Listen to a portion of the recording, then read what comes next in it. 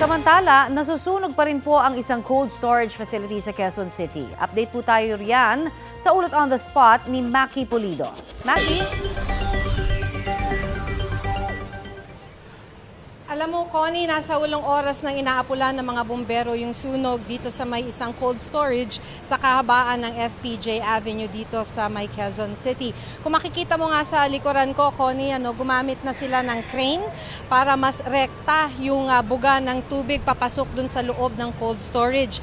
At dahil nga sa dami ng mga fire trucks dito ngayon sa may FPJ Avenue ay talagang sarado na yung bahagi nito dahil nahaharangan nga yung kalsada ng mga fire truck. So as of 8:21 a.m. ay nasa third alarm na yung sunog at so far sa mga pinagtatanungan natin wala pa namang naiulat na nasaktan. Sabi ng gwardiya nung katabi na business establishment nung tinanong natin siya, pasado 2:00 daw ng madaling araw nung mapansin nila na may makapal na usok na nanggagaling mula dun sa loob ng cold storage.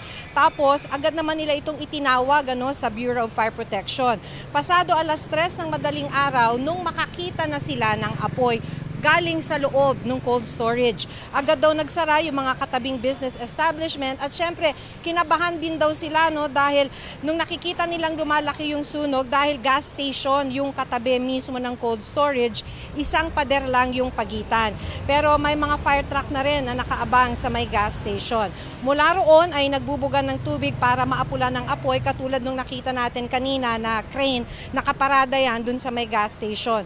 Wala pang nagbibigay na pahayag mula sa pamunuan ng cold storage at inaabangan pa rin natin yung pahayag ng Bureau of Fire Protection sa kung ano na yung status ng sunog.